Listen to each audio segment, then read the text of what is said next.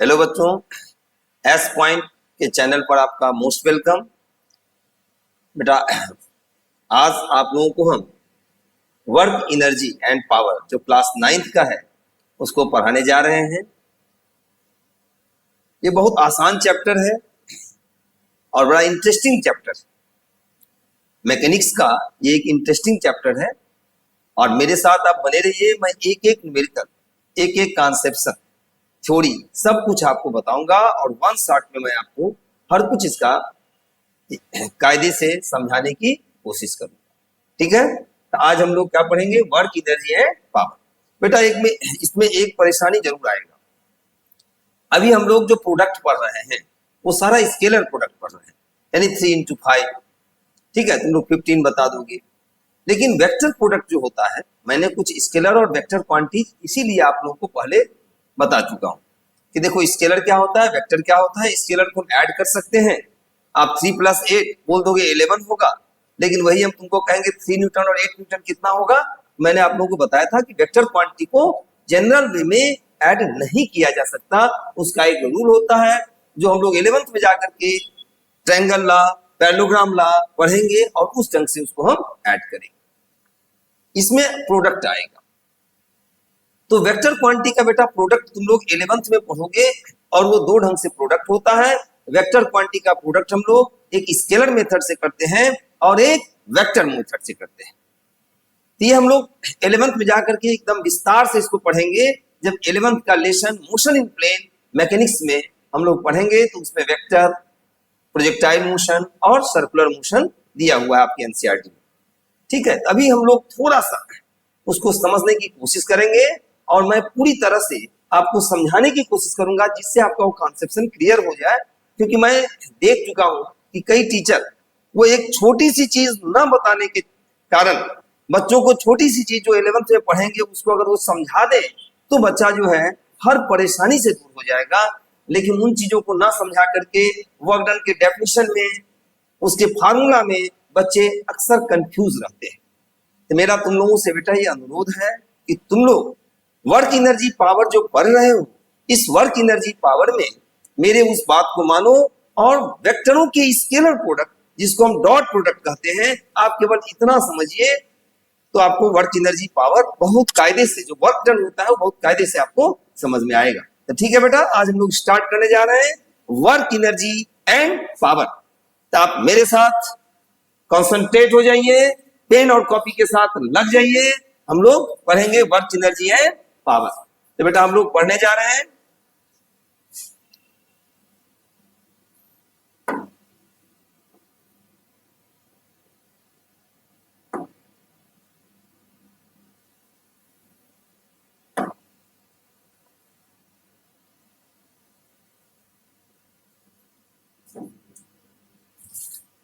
बेटा इतने टॉपिक इसमें हम लोग कवर करेंगे जो आपके सामने है, बोर्ड पे आप देख रहे हैं। इतना सारे टॉपिक को हम लोग इसमें कवर करेंगे और बहुत जल्दी इसको मैं समाप्त करूंगा। आप पेन और कॉपी के साथ मेरे साथ चलिए। सबसे पहले हम लोग पढ़ते हैं वर्क। तो वर्क डन क्या होता है? तुम लोग जनरली देखोगे एनसीईआरटी में भी दिया हुआ है कि वर्क डन क्या होता है? Force into displacement. बेटा फोर्स इनटू डिस्प्लेसमेंट से काम नहीं चलेगा। आपको हम एक डेफिनेशन बताते हैं जो आप 11th में जाके पढ़ेंगे, उसको अभी पढ़िए, आपका बहुत अच्छा क्लियर हो जाएगा। मैं क्या बोला हूं? जैसे वेक्टरों को स्केलर ढंग से हम नहीं ऐड कर सकते हैं। 3 न्यूटन + 5 न्यूटन तुम 8 न्यूटन नहीं बोल सकते हो जब तक उनके बीच का एंगल न बताया जाए। तुम उसका मैक्सिमम और मिनिमम वैल्यू कह सकते हो क्या होगा, ये मैं आपको बताया हुआ हूं पिछले अपने जो भी वीडियोस हुए हैं 9th के उसमें। तभी आप इसी ढंग से समझिए कि वेक्टरों का प्रोडक्ट भी अलग ढंग से होगा। वो दो ढंग से प्रोडक्ट होंगे, एक होता है स्केलर प्रोडक्ट, दूसरा होता है वेक्टर प्रोडक्ट। तो जो हमारा वर्क डन है, this is scalar product of force vector and displacement vector. बेटा इसको तुम लोग रट डालो, मैं समझा रहा हूं। मुझे आशा है कि आप लोग बहुत कायदे से समझोगे। थोड़ी सी चीज को समझ लेने के बाद तुम्हारा ये सारा समस्या जो वर्क डन की समस्या होता है वो समाप्त हो जाएगा। ठीक है, तो वर्क डन क्या होता है? फोर्स वेक्टर और डिस्प्लेसमेंट वेक्टर का वेक्टर प्रोडक्ट होता है। ये अभी आपको डेफिनेशन दिखाएंगे। कुछ और चीजें बेटा है, जैसे फिजिक्स में वर्क डन होता है और जो जनरल वर्क डन होता है उसमें बहुत अंतर है। तुम लोग बोलते हो मम्मी आज पढ़ते पढ़ते मैं थक गया, पापा जी आज हमने बहुत काम किया है, आज हम जो है बहुत पढ़े हैं। तो फिजिक्स इसको कहता है कि कोई बर्डन नहीं हुआ, तुम्हारा पढ़ना हो गया, तुम्हारा सोचना हो गया। देखो किसी चीज पे अगर तुम सोचते हो उससे भी थक जाते हो तो तुम कहोगे सर हमने आज बहुत सोचा है, हमने आज इसमें बहुत मेहनत किया है सर। तुम खाना खा रहे हो तो तुम्हारा जो है यहाँ पर कोई बर्डन नहीं हो रहा, पढ़ना हो गया, सोना हो गया, या बैठ करके तुम कोई काम कर रहे हो, ये कोई बर्डन नहीं है। फिजिक्स भाषा में यहाँ जीरो बर्डन होता है। तो जनरल बर्डन, जनरल तो तुम कहते हो कि पढ़ रहे हैं तो बर्डन कर रहे हैं, हम सोच रहे हैं, अरे मम्मी सोचते सोचते मैं इतना थक गया हूं, तुम्हारा दिमाग नहीं काम कर रहा है, बताओ। तुम लोग एक्साइट हो जाते हो, हम पढ़ते पढ़ते थक गए हैं, सोचते सोचते थक गए हैं। लेकिन फिजिक्स कहता है कि ये कोई बर्डन नहीं है, ये तुम्हारे द्वारा कोई बर्डन नहीं किया गया। फिजिक्स में बर्डन तभी होगा जब फोर्स वेक्टर और डिस्प्लेसमेंट वेक्टर का स्केलर प्रोडक्ट करेंगे, और इसके आगे की बात बेटा हम आगे करने जा रहे हैं। पहले सबसे पहले आप डेफिनेशन लिखिए इसका देखिए डेफिनेशन क्या होगा।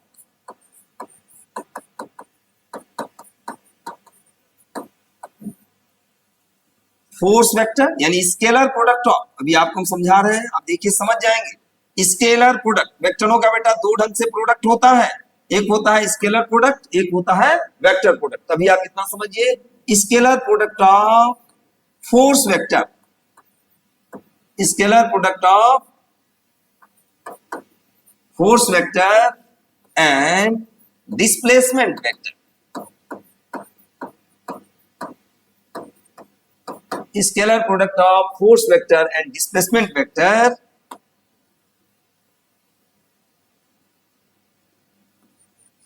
is called work done. Scalar product of force vector and displacement vector is called work done.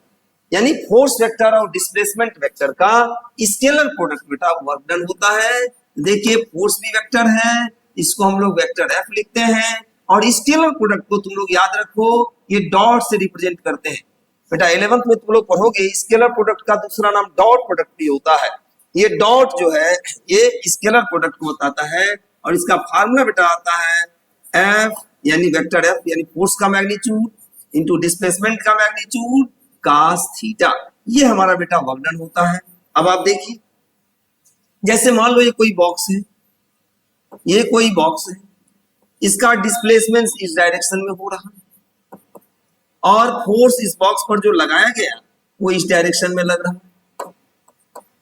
Force vector और डिस्प्लेसमेंट वेक्टर के बीच का बेटा एंगल कितना है? Theta.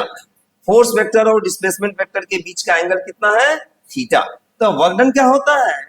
Vector F dot D यानी एफ डी कॉस थीटा। अब देखो तुम बुक में कहीं लिखा हुआ पाओगे, अगर हम कॉस थीटा बेटा ले, cos theta sine theta tan theta, मैं आशा करता हूं कि आप जान रहे होंगे। नहीं जान रहे हैं तो भी समझिए, कॉस थीटा किसी भी ट्रायंगल में, कोई ट्रायंगल है बेटा ले लो, राइट एंगल ट्रायंगल है, ये एंगल मान लो थीटा है, ठीक है। ये बेटा कॉस थीटा क्या होता है? बेस, बेस यानी ओबी अपॉन हाइपोटेन्यूज यानी एबी। यहां से देखो बेटा ओबी कितना आ जाता है? ओबी आ जाता है, ओबी आ जाता है ए बी कॉस थीटा। अब तुम लोग अभी इतना याद रखो कि वेक्टर एफ का इसके एलोंग मैग्नीट्यूड क्या होगा? F cos theta. यानी ये बेस जो होता है, अगर ये मान लो हम एफ मान लेते, ये अगर हमारा एफ होता तो ये क्या आ जाता? F cos theta. अगर ये एफ होता तो हमारा कॉस थीटा क्या आता? ओबी अपॉन एफ। तो ओबी अपॉन एफ यानी ए बी कॉस थीटा। यानी अगर इसको हम बेटा एफ मान लें, ये अगर हमारा एफ है तो यहाँ कितना आ जाएगा बेटा? F cos theta. अब आप एक चीज दिमाग में सेट रखिए कि किसी भी ऑब्जेक्ट पर, ये हमारा ऑब्जेक्ट है बेटा, इस पर फोर्स लग रहा है, इस ऑब्जेक्ट पर फोर्स लग रहा है, इस ऑब्जेक्ट पर अगर फोर्स लग रहा है एफ, और कितने एंगल पर लग रहा है? डिस्प्लेसमेंट से थीटा एंगल पर लग रहा है। इस फोर्स का डिस्प्लेसमेंट के एलोंग जो मैग्नीट्यूड होगा वो एफ कॉस थीटा आएगा। यानी किसी ऑब्जेक्ट पर, किसी बॉक्स पर अगर ये फोर्स लग रहा है तो इस बॉक्स पर जो फोर्स एफ लग रहा है थीटा एंगल पर, तो इस फोर्स का डिस्प्लेसमेंट के अलोंग जो मैग्नीट्यूड होगा वो क्या आएगा? F cos theta. जो आपको हम ट्रायंगल से दिखा दिए हैं, अगर ये एफ है ये एफ कॉस थीटा होगा, ठीक है, आगे तुम पढ़ोगे ये एफ साइन थीटा हो जाएगा, तभी हमको उतना जरूरत नहीं है। अब तुम एक ढंग से ये भी कह सकते हो कि वर्क डन क्या आएगा। देखिए तुम इसको चाहो तो ऐसे भी लिख सकते हो, एफ कास थीटा और इंटू डी, यानी work done may be defined as the product of force along the displacement and displacement. ये आप बोल सकते हो कि work done can also be defined as the product of force along the displacement and displacement. ठीक है, तो ये आप कह सकते हैं, बुक में भी लिखा हुआ पाओगे तो तुमको लगेगा कि सर ने बताया नहीं, इसीलिए मैं आपको बता दिया हूं कि वर्क डन क्या होगा, the product of force along the displacement and displacement is called work done. ये आप लिख सकते हैं। वैसे ये बहुत अच्छा रहेगा अगर तुम याद करोगे, स्केलर प्रोडक्ट, ये जो डॉट है इसको डॉट प्रोडक्ट स्केलर प्रोडक्ट कहते हैं। Dot product of force vector and displacement vector is called work done. या ऐसे भी आप कर सकते हैं कि work done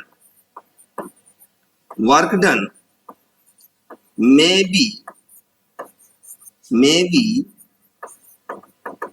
defined as the product of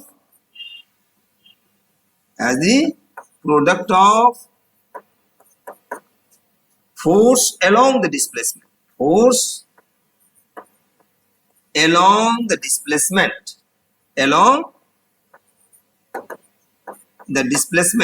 and displacement,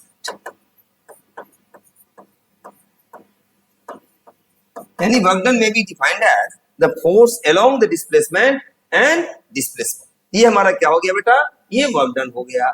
इस ढंग से आप वर्क डन को याद रखिए। वैसे ये आप याद रखिएगा, थीटा किसके बीच का एंगल है, द फोर्स वेक्टर और डिस्प्लेसमेंट वेक्टर के बीच का एंगल है। ये भी आप याद रखिएगा, थीटा किसके बीच का एंगल है, तो theta angle between force vector and displacement vector, force vector and displacement vector, force vector और डिस्प्लेसमेंट वेक्टर के बीच का एंगल है थीटा। अब आप एक आध चीज इसमें देखो जो तुमको समझना बहुत जरूरी है। थीटा क्या चीज है बेटा, इसमें कहीं दिक्कत नहीं आना चाहिए। वर्क डन क्या होता है, scalar product of force vector and displacement vector. मान लो तुम नहीं रटना चाह रहे हो तो मैंने तुमको बता दिया है कि अगर डिस्प्लेसमेंट से थीटा एंगल पर फोर्स लगा है तो डिस्प्लेसमेंट के अलोंग जो फोर्स का कंपोनेंट होगा, यानी कंपोनेंट मतलब जो लगेगा फोर्स का वह पार्ट, कंपोनेंट मतलब फोर्स का वह पार्ट जो डिस्प्लेसमेंट के अलोंग लग रहा है, वो एफ कास थीटा होगा। कैसे होगा मैं बता दिया हूं। तुम देखो जो 9th में तुम्हारे बुकों में ये जरूर दिया होगा कि वर्क डन में भी डिफाइंड है the force vector the product of force along the displacement and displacement. ये कहां से आया बेटा, वही स्केलर प्रोडक्ट से आया है। और ये याद रखिएगा, थीटा किसके बीच का एंगल है, तो डिस्प्लेसमेंट और फोर्स के बीच का एंगल है, फोर्स वेक्टर और डिस्प्लेसमेंट वेक्टर के बीच का एंगल है। अब बेटा हम लोग आगे देखते हैं कि थीटा कब पॉजिटिव होगा, कब नेगेटिव होगा, वर्क डन कब पॉजिटिव होगा, कब नेगेटिव होगा, कब जीरो होगा। देखिए, if theta is equal to 0 degree, अगर थीटा 0 है यानी फोर्स डिस्प्लेसमेंट के अलोंग लग रहा है, तो इट इंप्लाइज W बेटा कितना आ जाएगा,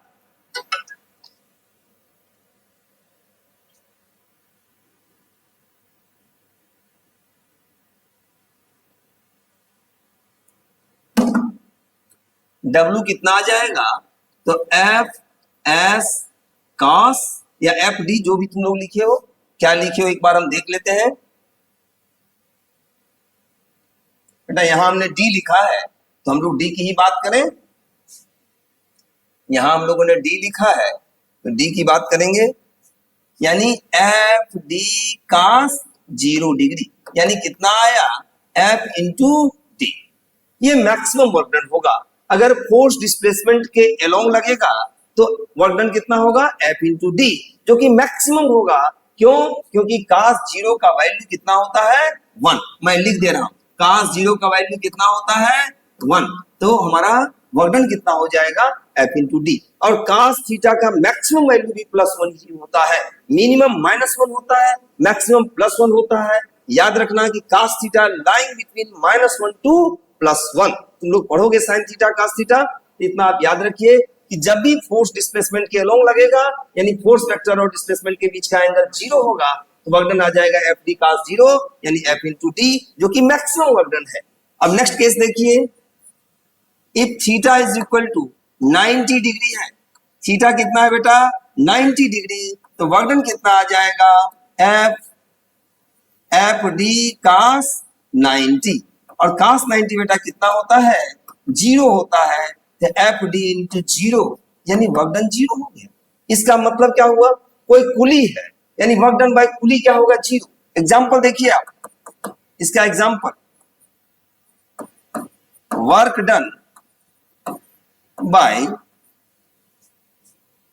कुली, work done by coolie is 0।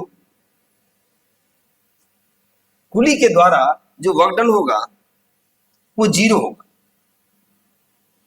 क्यों 0 होगा, अब यहां देखो, कुली के द्वारा बेटा वर्कडन 0 होगा। मान लो ये तुम्हारा कुली है, ये कुली अपने माथे पे पेटी कोई लोड लिया हुआ है, उसके माथे पे हम लोग लोड दे दिए हैं। अब यहां देखिए क्या होगा, कुली के द्वारा वर्कडन 0 होगा।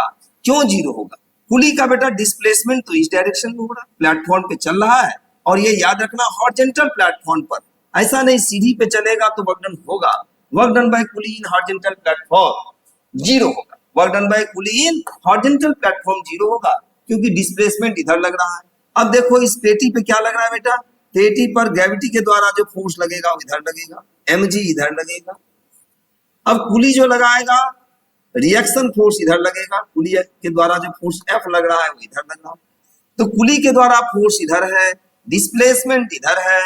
कुली के माथे पर तुमने पेटी रखा या सूटकेस रखा या बेडिंग रखा, कुछ भी रखा, तो mg डाउनवर्ड काम करेगा बेडिंग का, और कुली अपने माथे के द्वारा रिएक्शन फोर्स F ऊपर की ओर लगाएगा, तो फोर्स वेक्टर ऊपर लग रहा है, डिस्प्लेसमेंट प्लेटफॉर्म के अलोंग हो रहा है। ये बेटा प्लेटफॉर्म है,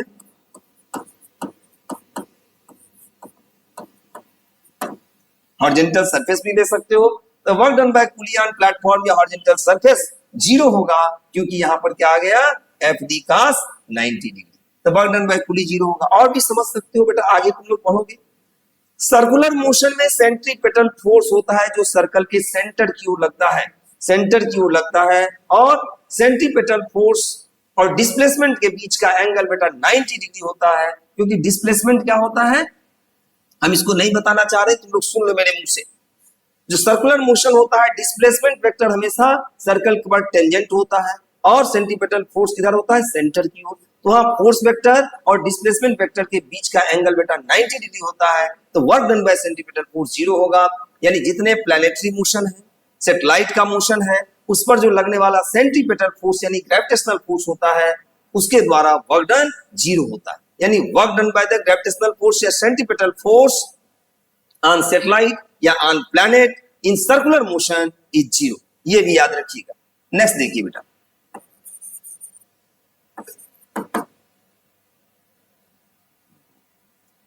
इफ थीटा बेटा 180 डिग्री, अगर थीटा 180 है, इट इंप्लाइज दैट डब्ल्यू बेटा कितना आ जाएगा एफ डी cos 180, और cos 180 बेटा -1 होता है, cos थीटा -1 से लेके +1 तक लाई करता है, यानी एफ डी इंटू -1, यानी वर्क डन बेटा क्या आ गया नेगेटिव आ गया, वर्क डन क्या आ गया नेगेटिव आ गया। तो वर्क डन नेगेटिव कहां होगा, फ्रिक्शनल फोर्स के द्वारा वर्क डन क्या होगा नेगेटिव होगा। जैसे मान लो कोई ये हॉरिजॉन्टल सरफेस है और इस पर कोई ये ऑब्जेक्ट है, अब तुम तो इसको इधर खींच रहे हो, मान लो तुमने थीटा एंगल पर इसको फोर्स लगा करके इधर खींचा है, यानी डिस्प्लेसमेंट वेक्टर तो इधर हो रहा है, डिस्प्लेसमेंट वेक्टर इधर है, फोर्स तुमने इधर लगाया, ये एंगल तुम्हारा थीटा है, जैसा कि हम लोग पहले मान चुके हैं। फ्रिक्शन कहां लगता है बेटा, फ्रिक्शन लगता है सरफेस इन कांटेक्ट पर, फ्रिक्शनल फोर्स यहां लगेगा, ये बेटा फ्रिक्शनल फोर्स है, ठीक है, जो रबिंग के कारण यहां प्रोड्यूस होगा। फ्रिक्शनल फोर्स किधर लगा, मोशन के अपोजिट। जैसे फर्श पर हम लोग चलते हैं तो तुम्हारे पैर पर फ्रिक्शनल फोर्स किधर लगता है बैकवर्ड लगता है, ठीक है। तो देखो इसको अगर खींचा जा रहा है F4 से, कोई इसको खींच रहा है, ये F4 से इसको खींचा जा रहा है बेटा, अगर F4 से खींच रहा है तो फ्रिक्शनल फोर्स किधर लगेगा, यह इधर लगेगा। अब फ्रिक्शनल फोर्स इधर लग रहा है, डिस्प्लेसमेंट इधर हो रहा है, तो वर्क डन क्या आ जाएगा, नेगेटिव आ जाएगा। कैसे आ जाएगा देखो, यानी यहाँ एग्जाम्पल के रूप में तुम लिख सकते हो, बाद में पढ़ोगे कोहेसिव फोर्स, एडहेसिव फोर्स जो फ्लूइड में लगता है, लिक्विड एंड गैस में लगता है, तो कोहेसिव फोर्स के द्वारा, एडहेसिव फोर्स के द्वारा भी वर्क डन क्या होगा, नेगेटिव होगा। यहाँ तुम लोग फ्रिक्शन पढ़ोगे, फ्रिक्शन है तुम लोग में, मैं भी पढ़ाया हूं, यहाँ आप लिख लीजिए एग्जाम्पल के रूप में कि work done bye frictional force, work done bye frictional force is negative. क्यों नेगेटिव, तुमको हम दिखा भी दिए हैं। जब भी फ्रिक्शनल फोर्स के द्वारा, आर यहां ले रहे हैं, यानी रबिंग के द्वारा, फ्रिक्शनल फोर्स के द्वारा, एफ आर इंटू डी कास 180 करोगे तो ये आ जाएगा माइनस फ्रिक्शनल फोर्स आई इंटू डी, ठीक है। तो work done bye frictional force क्या होगा, नेगेटिव होगा। तो आपको हमने सब बता दिया। वर्क डन पॉजिटिव कब होगा, वर्क डन पॉजिटिव 0 से लेकर के 90 के बीच अगर एंगल है, 90 नहीं है, 90 से पहले 90 होगा तो वर्क डन 0 हो जाएगा। लेकिन अगर एंगल जो है फोर्स वेक्टर और डिस्प्लेसमेंट वेक्टर के बीच का एंगल 0 से अधिक है, 0 है या 90 से कम है, तो वर्क डन ऑलवेज क्या होगा, पॉजिटिव होगा। ये भी आप एक नोट बना करके लिख लीजिए। नेगेटिव आपको बता दिए, 0 बता दिए, लेकिन यह याद कर लीजिए कि इफ थीटा क्या चीज है, 0 के इक्वल है, थीटा जो है बेटा 0 के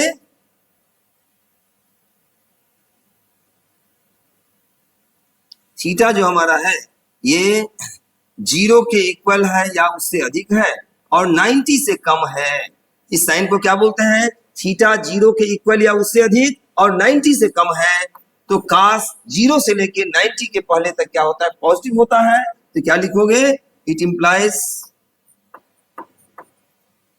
वर्क डन इज ऑलवेज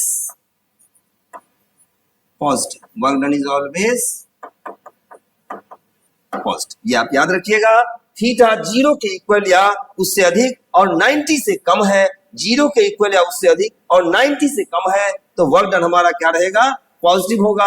90 है तो 0 होगा, 180 है तो नेगेटिव होगा। जैसे work done bye frictional force negative होगा क्योंकि पेटी खींचा जा रहा है, पेटी पर रोड के द्वारा या प्लेटफॉर्म के द्वारा फ्रिक्शनल फोर्स किधर लगेगा, पीछे की ओर लगेगा, ठीक है। पुली के द्वारा वर्क डन क्या हो जाएगा, 0 हो जाएगा। इसका मतलब तुम लोगों के दिमाग में आ रहा होगा कि कुली को पैसा नहीं देना चाहिए, नहीं, केमिकल वर्क डन उसने किया है, उसने पसीना को चुवाया है, उसने मेहनत किया है, बेटा मेहनत का पैसा जरूर देना।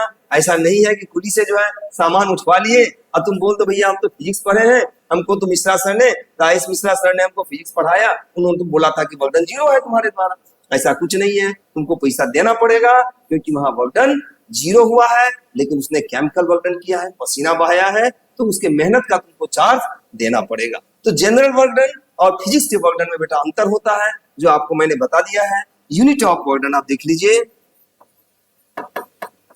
यूनिट ऑफ वर्क डन जो एनर्जी का यूनिट होता है वही आएगा। यूनिट ऑफ वर्क डन क्या होता है, फोर्स इनटू डिस्प्लेसमेंट, तुम लिख सकते हो kilogram metre square upon second का स्क्वायर, या इसी को हम लोग क्या बोलते हैं, क्योंकि इस पे सबसे ज्यादा वर्क डन कौन किया है, जूल नाम का साइंटिस्ट ने किया है, वर्क डन को डिफाइन किया बहुत कायदे से, इसी को हम लोग क्या बोलते हैं, जूल। क्या बोलते हैं बेटा, जूल। तो वर्क डन का यूनिट क्या होता है, जूल। आप इतना अगर जानते रहेंगे तो आपके लिए बहुत अच्छा कॉन्सेप्शन माना जाएगा, आपके द्वारा कोई न्यूमेरिकल भी नहीं रुकेगा। अब हम लोग आगे बेटा इस पर न्यूमेरिकल को देखते हैं।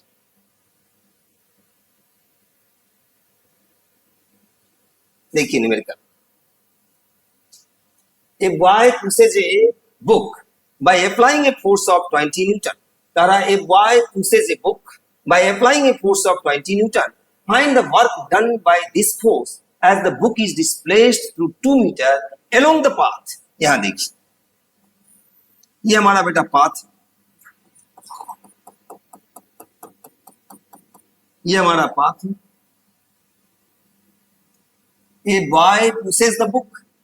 अब एक लड़का है जो बुक को पुश कर रहा है, मान लो ये बुक है, 2 3 4 5 जो भी बुक उसने रखा है, इसको वो पुश कर रहा है, ढकेल रहा है, F फोर्स से ढकेल रहा है इसको, और F फोर्स से ढकेल रहा है, और डिस्प्लेसमेंट इधर ही हुआ है, डिस्प्लेसमेंट इसी डायरेक्शन में हुआ है।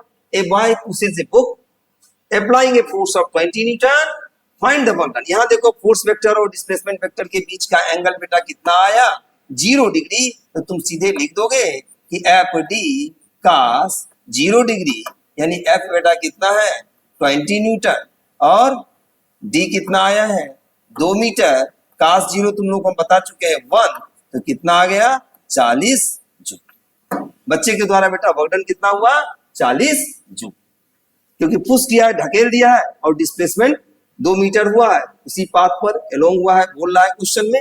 ये जनरल क्वेश्चन था। आगे देखिए, find the amount of work done by a labour who carries and bricks of mass m kilogram each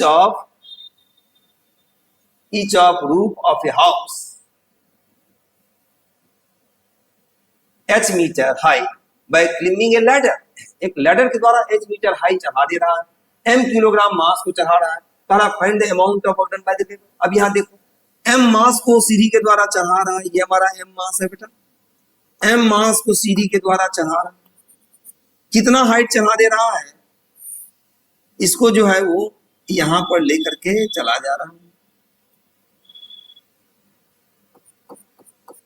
ठीक है, ये m मास है, इसको चढ़ा रहा है। देखो इसका वेट बेटा किधर काम करेगा, नीचे। कितना काम करेगा mg। उसने चढ़ाया यानी उसने अपने माथे पर F फोर्स लगाया होगा, जो किसके इक्वल आएगा बेटा, यहाँ F का जो मैग्नीट्यूड आएगा वो कितना आएगा m इंटू जी। कितना हाइट चढ़ाया h मीटर, कितना हाइट चढ़ाया, ये h मीटर है बेटा, ये h मीटर उसने चढ़ाया है। तो हमारा वर्क डन बेटा कितना आ जाएगा, तो वर्क डन क्या कह रहा है, find the amount of work done by the labour. तो वर्क डन बाय लेबर जो होगा क्या आ जाएगा, फोर्स इनटू डिस्प्लेसमेंट, उसी के अलोंग जा रहा है, तो एफ डी cos 0, एफ कितना है बेटा mg, इनटू डी के स्थान पर क्या ले लेंगे यहाँ हाइट, cos 0 का वैल्यू 1, यानी वर्क डन कितना आ गया mg into h। Work done कितना आया बेटा mg इंटू h।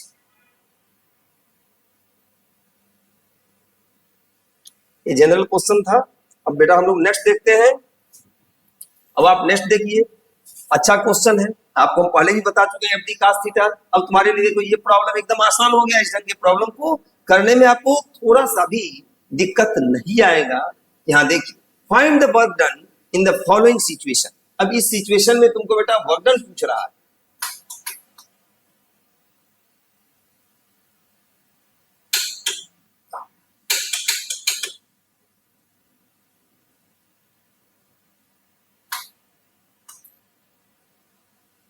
इसमें देखो वर्क डन क्या होगा, कह रहा है find the work done in the following situation. इस सिचुएशन में देखिए वर्क डन क्या होगा, फोर्स का मैग्नीट्यूड दिया हुआ है, एंगल दिया हुआ है, डिस्प्लेसमेंट तुम देख रहे हो 10 मीटर हुआ है। डायरेक्ट आप फार्मूला लगाइए, इसका सॉल्यूशन देखिए क्या आएगा, एफ डी cos थीटा, यही होता है एफ डी cos थीटा। अब एफ डी cos थीटा बेटा कितना है यहाँ पर, एफ का मैग्नीट्यूड कितना है 50√2, ठीक है। डी यानी डिस्प्लेसमेंट कितना दिया है 10 मीटर, वो एस लिखे चाहे डी लिखे एक ही चीज है, एफ एस cos थीटा लिख दीजिए आप, या F D cos theta. Displacement दिया है 10 मीटर और एंगल कितना दिया है बेटा cos 45 डिग्री। अब ये कितना आ जाएगा 50√2, ठीक है, इंटू 10, cos 45 का वैल्यू बेटा 1/√2 होता है। आप लोग रट डालिए, 0 से लेकर 90 तक आपको सब का वैल्यू मालूम होना चाहिए।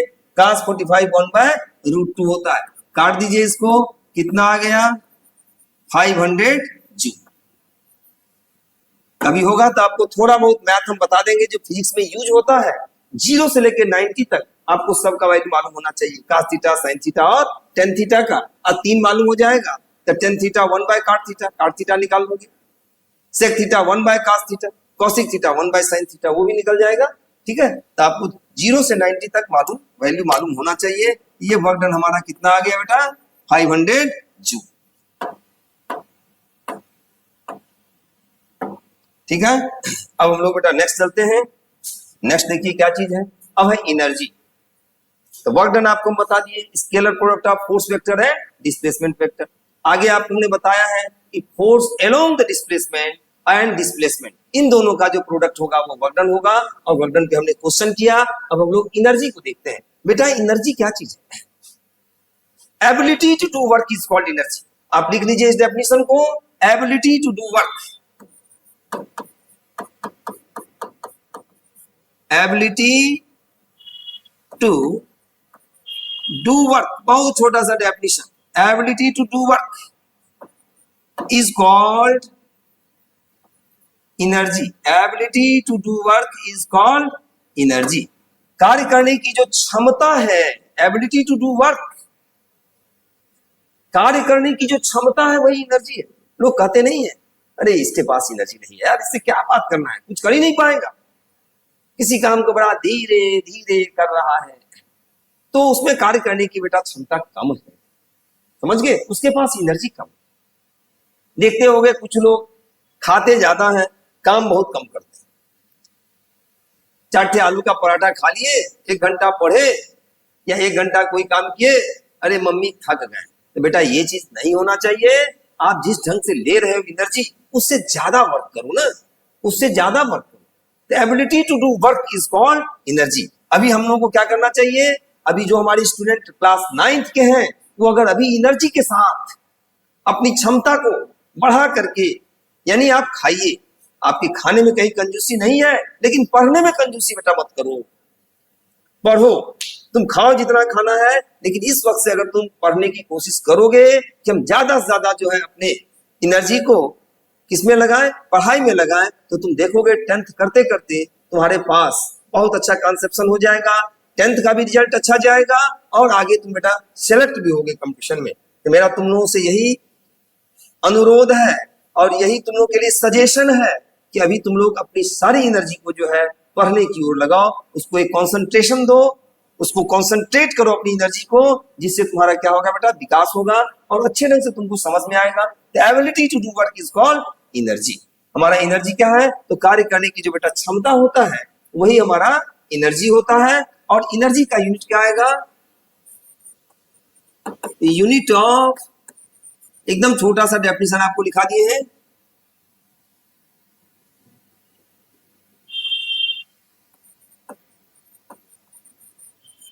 Unit of energy is joule. Energy का यूनिट बेटा जूल होता है।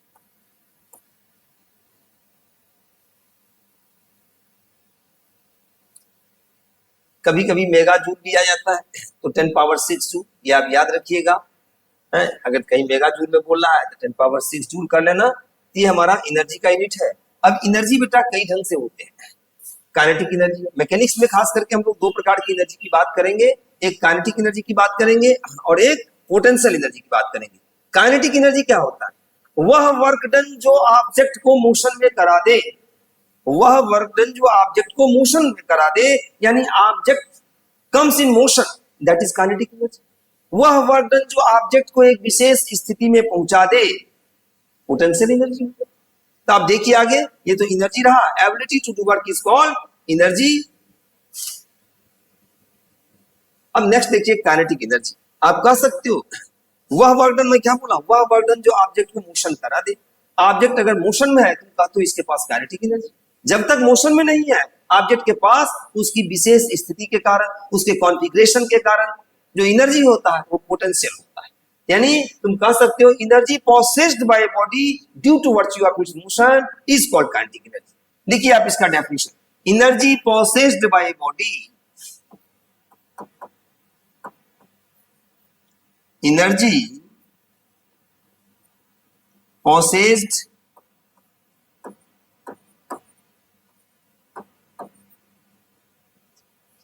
energy possessed by the object due to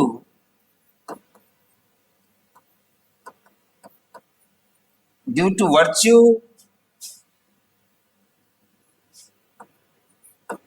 of its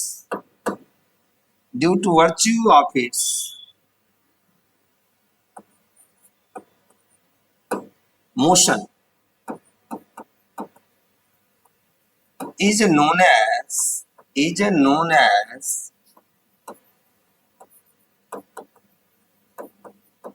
kinetic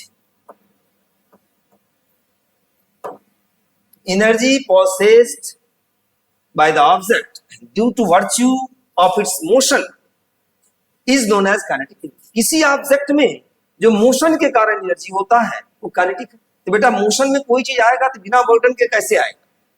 चाहे तुम वर्क डन करो चाहे इंजन वर्क डन करो,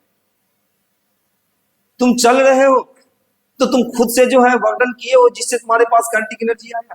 या तुम किसी गाड़ी पर बैठ गए तो गाड़ी का जो है इंजन तुमको लेके चल रहा है, इंजन ने वहां वर्क डन किया, तो इंजन ने वर्क डन किया, मैकेनिकल वर्क डन किया, तो वो वर्क डन किसमें कन्वर्ट हो गया? मोशन में कन्वर्ट हो गया। तो काइनेटिक एनर्जी पूरे ऑब्जेक्ट में आ गया, तुम्हारे में आ जाएगा, गाड़ी में आ जाएगा, जितने सामान रहेगा सब में आ जाएगा।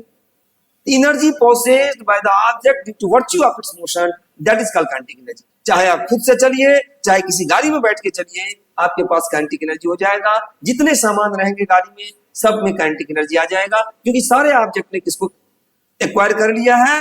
किसको एक्वायर किया है? वेलोसिटी। तो ठीक है, energy possessed by the object due to virtue of its motion. ये डेफिनेशन बेटा अच्छा है, इसको तुम लोग रट लो।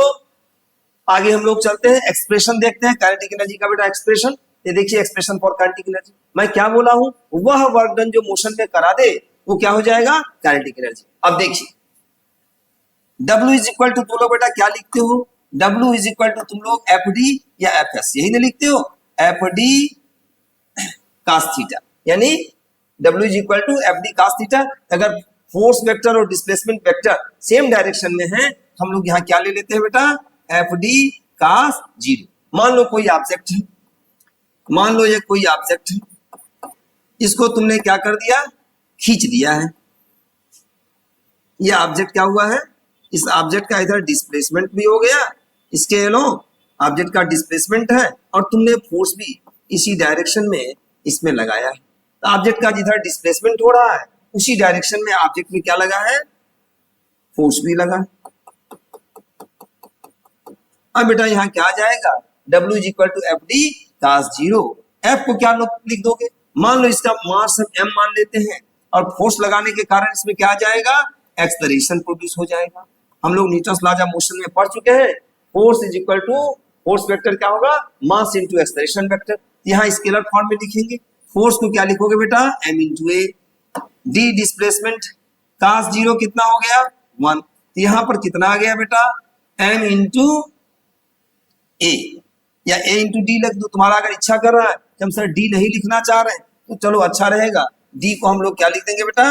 एस वेक्टर लिख देंगे। तो यहाँ भी तुम चाहो तो लिख लो, तुमको अच्छा रहेगा। तुम्हारा कॉन्सेप्शन थोड़ा एस को लेकर के है, डिस्प्लेसमेंट ऐसे ठीक है, लेकिन यहाँ देखिए एस को लेके ही चलिए। तो एम ए डी के स्थान पर एस, कास जीरो कितना आ गया? 1। तो कितना आ गया हमारा? M A S. अब देखो मोशन की इक्वेशन से हम क्या लिखते हैं? सिंस v स्क्वायर, मोशन का third equation, u square plus 2s। क्यों प्लस 2s? क्योंकि एक्सेलरेशन है, उसको प्लस लिखेंगे मोशन का equation, v square u square plus 2s। ये तुमको हम बता चुके हैं प्लस माइनस की बात। यहाँ देखो क्या आ जाएगा यहाँ से? It implies as is equal to बेटा कितना आ जाएगा? तो 2as आ जाएगा हमारा, v square minus u square आएगा। इट इंप्लाइज as बेटा कितना आ गया? as इज इक्वल टू आ गया v square minus u square upon 2। अब यहां से देखो w हमारा कितना आया है? ms। इसको हम इक्वेशन फर्स्ट मान लेते हैं। Putting in equation first, putting this value, putting this value in equation first, we have क्या आ जाएगा बेटा? क्या आ जाएगा? देखो w इज इक्वल टू कितना आ जाएगा? m, और as के स्थान पे क्या आ जाएगा? v square minus u square upon 2 आएगा। ठीक है, अब यहां देखिए since u is equal to 0, initial में ऑब्जेक्ट क्या है? स्टार्टिंग में इसका ऑब्जेक्ट का वेलोसिटी कितना है? 0, और यहां जाते आते जब ऑब्जेक्ट कहां पहुंचा बेटा, ऑब्जेक्ट मान लो यहां पहुंच गया, ऑब्जेक्ट जब यहां पहुंचा, यही ऑब्जेक्ट है, ये ऑब्जेक्ट जब यहां पहुंचा, ऑब्जेक्ट जब यहां पहुंचा है तो इसका वेलोसिटी कितना हो गया, बढ़ करके इसका वेलोसिटी हो गया v। तो यहां पर हम क्या करेंगे बेटा, u 0 है, since u is equal to 0 it implies w हमारा कितना आ गया, m into v square minus 0 का स्क्वायर अपॉन 2, यानी कितना आ गया, हाफ m v स्क्वायर। तो वह वर्क जो ऑब्जेक्ट को मोशन में करा दिया वो काइनेटिक एनर्जी है, तो कितना आ जाएगा, वह वर्क डन जो ऑब्जेक्ट को मोशन में करा दिया वो काइनेटिक एनर्जी है। तो since k is equal to क्या लिख देंगे, w, तो k हमारा कितना आ गया, हाफ m v स्क्वायर।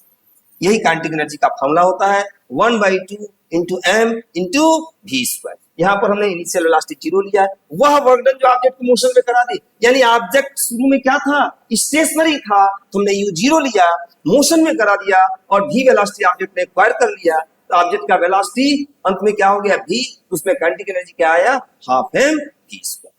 तो the work done by which the object is in motion, that work done is said to be kinetic energy. और आपको डेफिनेशन दिखाई दिए हैं, ठीक है, आप डेफिनेशन को तैयार कीजिएगा, यानी मोशन के कारण जो एनर्जी होगा वो काइनेटिक एनर्जी। नेक्स्ट देखिए, अब काइनेटिक एनर्जी पे न्यूमेरिकल हम लोग देखते हैं।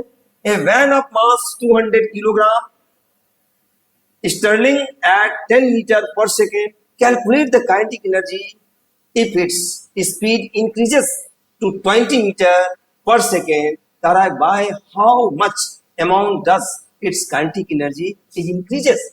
कह रहा है एक वैन है जो 2000 किलोग्राम का है, शुरू stealing eight 10 metre per second, शुरू में 10 मीटर पर सेकेंड से चल रहा था, calculate the kinetic energy if its speed increases by 20 metre per second, if its speed increases to, अगर स्पीड बढ़ करके 20 मीटर पर सेकेंड हो जाए तो कितना अमाउंट काइनेटिक एनर्जी इंक्रीज किया। तो बेटा क्या करेगा, काइनेटिक एनर्जी कितना इंक्रीज करेगा, हम क्या करेंगे, डेल्टा के, यानी increment in kinetic energy,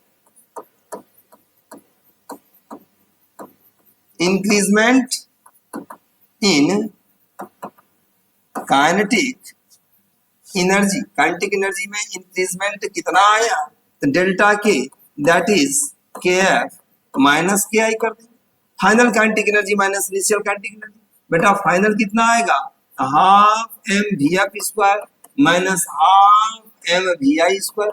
we F मतलब फाइनल, आई मतलब इनिशियल। हाफ बेटा एम कितना है, एम है 2000 किलोग्राम,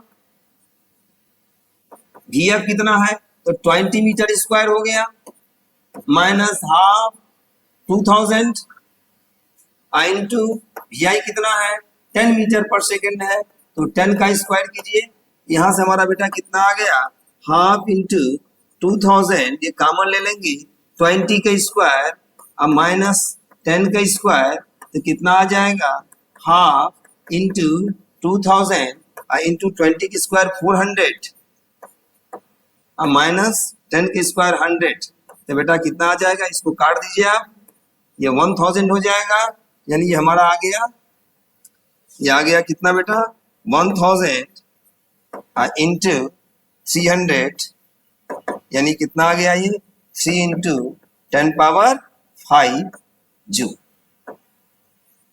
ये हमारा इंक्रीजमेंट इन काइनेटिक एनर्जी आया कितना, 3 इंटू 10 पावर 5 जूल। जो एनर्जी वर्क डन का होगा वही एनर्जी किसका, वही जो यूनिट वर्क डन का होगा वही यूनिट किसका होगा, एनर्जी का, क्योंकि सेम चीज होता है।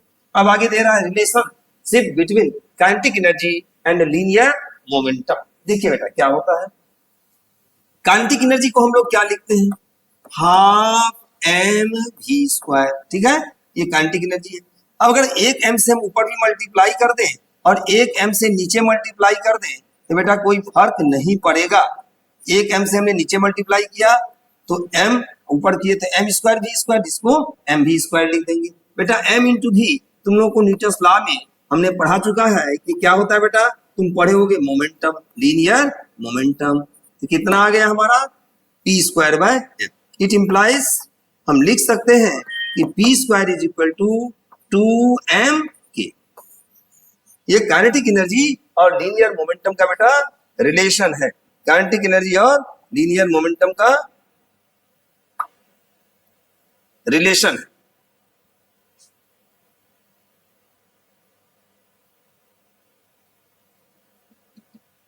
ठीक है, तो P square is equal to 2m K हम लोग याद रखेंगे, काइनेटिक एनर्जी और लीनियर मोमेंटम का relation. P square is equal to 2m K. इसका तुम ग्राफ भी बना सकते हो, इसका ग्राफ भी हो सकता है, लेकिन ग्राफ का कोई खास यहाँ पर बेटा काम नहीं है।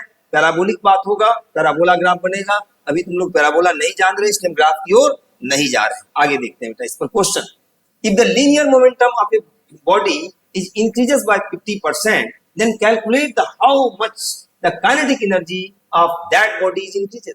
कह रहा है लीनियर मोमेंटम 50% इंक्रीज कर रहा है, काइनेटिक एनर्जी कितना परसेंट इंक्रीज करेगा। तुम अभी जस्ट पढ़े हो पी स्क्वायर 2m के, यानी के इक्वल टू क्या आ जाएगा, पी स्क्वायर बाय 2m। अभी तुम जस्ट पढ़े हो कि पी स्क्वायर जो पढ़े हो वही फार्मूला याद रखो, 2m के। तो यहां से तुम ये भी तो लिख सकते हो कि K is equal to P square by 2m, P square by 2m। अब तुमको देखो काइनेटिक एनर्जी पूछ रहा है, kinetic energy that body increases. यहां देखो तुम्हारा दिया क्या है, केएफ बोल रहा है कितना परसेंट इंक्रीज किया गया, नहीं PF, linear momentum of the object increases by 50%। तो देखो लीनियर मोमेंटम यानी पीएफ बेटा कितना आ गया, एफ मतलब फाइनल, जितना पीआई है अब प्लस 50% बढ़ा दिया, यानी पीआई इंटू 50/100। कोई चीज 50% बढ़ गया यानी जितना है अब प्लस वो क्वांटिटी, जो क्वांटिटी है इंटू 50/100। कोई कहे कि तुम्हारा जो है 70% बढ़ गया, इसका मतलब जितना तुम हो प्लस तुम इंटू 70/100। तो मोमेंटम कितना परसेंट बढ़ा, 50%, यानी इनिशियल मोमेंटम, आई means initial, F means final. तो फाइनल मोमेंटम कितना हो गया, इनिशियल प्लस इनिशियल इंटू 50/100। यहाँ बेटा देखो हम यहाँ पीआई अगर कॉमन ले लें, यहाँ अगर हम पीआई कॉमन ले लें, पीआई कॉमन लेने के बाद हमारा क्या आ जाएगा,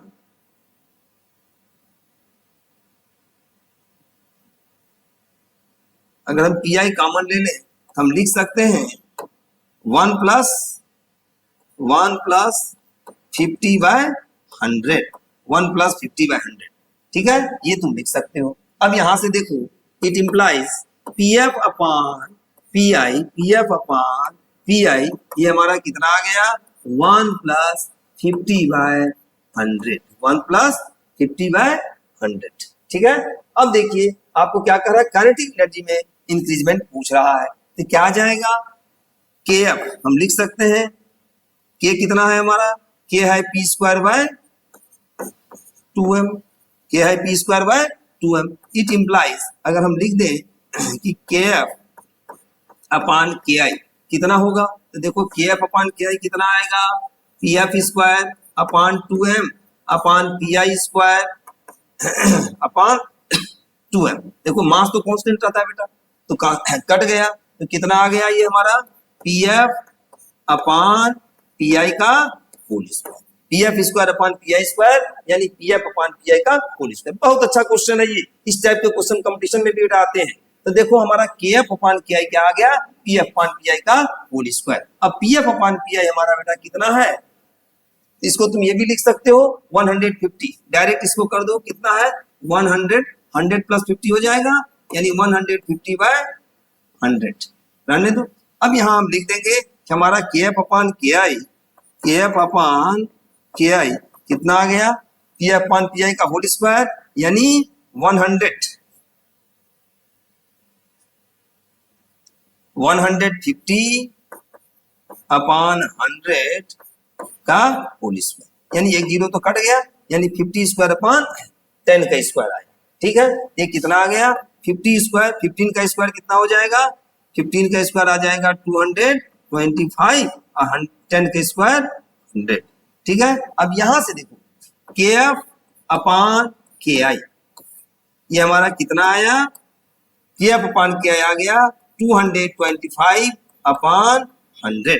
अगर हम के एफ अपान के आई और -1 अगर कर दें तो यहाँ भी 225 अपान 100 -1 करना पड़ेगा। क्यों, क्योंकि change in kinetic energy upon initial kinetic energy to 100। जब भी परसेंटेज निकालते हो तो चेंज अपॉन इनिशियल इंटू 100, ये तुमको रटना पड़ेगा। तुम्हारे पापा का सैलरी तुमसे पूछा जाए कि कितना से बढ़ के इतना हो गया, कितना परसेंट हुआ, तो चेंज जितना हुआ अपॉन इनिशियल जितना था इंटू 100। किसी के पापा का सैलरी मान लो 80,000 है, बढ़ करके वो हो जा रहा है 92,000, पूछा जाए कितना परसेंट हो गया, तो चेंज यानी 92,000 माइनस 80,000 अपॉन इनिशियल यानी 80,000 इंटू 100। हमको केएफ अपॉन केआई, केएफ माइनस केआई निकालना है, इसीलिए हमने माइनस को सब्ट्रैक्ट किया। अभी क्या आ जाएगा, केएफ माइनस केआई अपॉन केआई, ठीक है, दैट इज कितना आ जाएगा 225 माइनस 100 अपॉन 100 आएगा। अब देखो ये कितना आ गया हमारा, ये आ गया 125 अपॉन 100, हमारा ये कितना आ गया, चेंज आ गया, यानी के एफ माइनस के आई अपॉन के आई। परसेंटेज क्या होता है, चेंज अपॉन इनिशियल इंटू 100 कर दिए, तो कितना आ गया 125 अपॉन 100, यहाँ भी 100 से मल्टीप्लाई कर दो, कट गया, तो कितना आया बेटा 125%। यानी मोमेंटम, लीनियर मोमेंटम अगर 50% बढ़ाया गया है तो काइनेटिक एनर्जी कितना बढ़ गया 125%। हमने कुछ नहीं किया है, जो तुम्हारा फार्मूला था पी स्क्वायर 2m के आ गया पी स्क्वायर। अगर मोमेंटम में इंक्रीमेंट पूछेगा तो इससे लगाओगे, काइनेटिक एनर्जी में पूछेगा तो इस ढंग से कर लोगे। दिया था कि 50% बढ़ाया गया, हमने P F is equal to P I plus 50% किया, P F upon P I हमने निकाला, फिर हमने के एफ अपॉन के आई कर दिया, P F upon P I का whole square, P F upon P I का वैल्यू पुट किए हैं, वैल्यू पुट करने के बाद चेंज निकाले हैं जो तुम्हारे सामने है। बेटा नेक्स्ट चलते हैं। अब नेक्स्ट हमारा है पोटेंशियल एनर्जी। मैंने अभी जस्ट बताया energy possessed by the object due to virtue of its motion. Motion के कारण जो एनर्जी होता है बेटा वो क्या होता है, काइनेटिक एनर्जी होता है, और विशेष पोजीशन के कारण, कॉन्फिगरेशन के कारण जो ऑब्जेक्ट में एनर्जी आता है वो क्या हो जाएगा पोटेंशियल एनर्जी। वह वर्क डन जो मोशन में करा दे, वह वर्क डन जो ऑब्जेक्ट को विशेष पोजीशन में पहुंचा दे, तो वो पोटेंशियल एनर्जी हो जाएगा। तो आप इसका डेफिनेशन लिखिए एकदम इजी वे में, energy possessed, energy possessed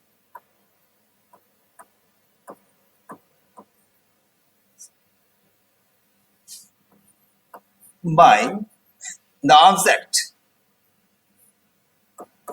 energy possessed by the object due to its specific position and configuration, due to its specific यानी किसी विशेष स्थिति में specific position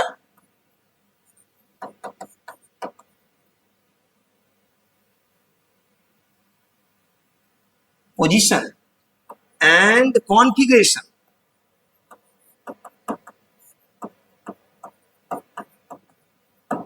energy possessed by the object due to its specific position and configuration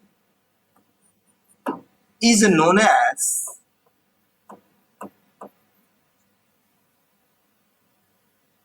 potential energy।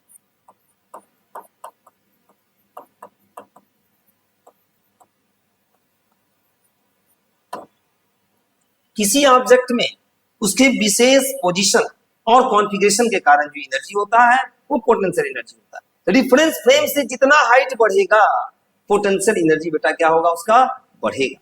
तो किसी object में उसके विशेष position और configuration के कारण जो एनर्जी, कॉन्फ़िगरेशन इसलिए क्योंकि ऑब्जेक्ट का अगर शेप एंड साइज बड़ा है तो उसका सेंटर ऑफ ग्रेविटी बेटा ऊपर जाएगा, उसका सेंटर ऑफ ग्रेविटी ऊपर जाएगा। अगर सेंटर ऑफ ग्रेविटी ऊपर जाएगा तो उसका क्या हो जाएगा काइनेटिक एनर्जी बढ़ेगा। मान लो कोई ट्रक है उसमें आयरन है रखा हुआ, आयरन का सीट रखा हुआ है और मान लो कितना है 10,000 किलोग्राम, तो ट्रक में आयरन का सीट 10,000 किलोग्राम है, वही अगर हम भूसा उसमें भर दे 10,000 किलोग्राम तो भूसे का सेंटर ऑफ ग्रेविटी ऊपर चला जाएगा, भूसे की पोटेंशियल एनर्जी अधिक हो जाएगा। लेकिन आयरन सीट रहेगा तो सेंटर ऑफ ग्रेविटी यानी जहां वेट काम करेगा, तुम लोग को बता चुके हैं the point where whole weight of the substance is to be act, जहां टोटल सब्सटेंस का वेट काम करता है उसको सेंटर ऑफ ग्रेविटी कहते हैं। तो आयरन के केस में नीचे रहेगा सेंटर ऑफ ग्रेविटी तो उसका पोटेंशियल एनर्जी कम होगा, भूसे के केस में ऊपर बढ़ जाएगा, इसीलिए उसका सेंटर ऑफ ग्रेविटी अधिक ऊपर चला गया, हाइट बढ़ गया, पोटेंशियल एनर्जी बढ़ जाएगा। तो यहाँ कॉन्फ़िगरेशन की बात आती है। एम मास का कोई आयरन का टुकड़ा हो तो उसका सेंटर ऑफ ग्रेविटी नीचे होगा क्योंकि उसका साइज छोटा है, लेकिन उतना ही एम मास का कोई भूसे का जो है भूसे का कोई मान लीजिए बुढ़िया है तो उसका सेंटर ऑफ ग्रेविटी ऊपर चला जाएगा, उसका जो पोटेंशियल एनर्जी होगा वो अधिक हो जाएगा। तो कॉन्फ़िगरेशन कहने का यही मतलब है, और स्पेसिफिक कंडीशन, ये स्पेसिफिक पोजीशन कहने का मतलब है उसका हाइट सेंटर ऑफ ग्रेविटी से कितना ऊपर है, तुमने कहां रख दिया है ऑब्जेक्ट। ठीक है, energy possessed by the object due to its specific position and configuration is known as potential energy. ये आप याद रखिएगा। अब देखिए एक्सप्रेशन ऑफ पोटेंशियल एनर्जी, देखिए क्या होगा एक्सप्रेशन ऑफ पोटेंशियल एनर्जी। देखो मान लो कोई ऑब्जेक्ट ये यहां रखा हुआ है, अर्थ पर रखा हुआ है, ये हमारा ऑब्जेक्ट है जो अर्थ पर, तुमने इसको क्या किया बेटा, इसको तुमने उठा दिया यहां से, इसको उठा करके तुम लेके कहां चले गए, एच हाइट ऊपर चले गए। अब ये ऑब्जेक्ट हमारा यहां चला गया, ऑब्जेक्ट बेटा वही है,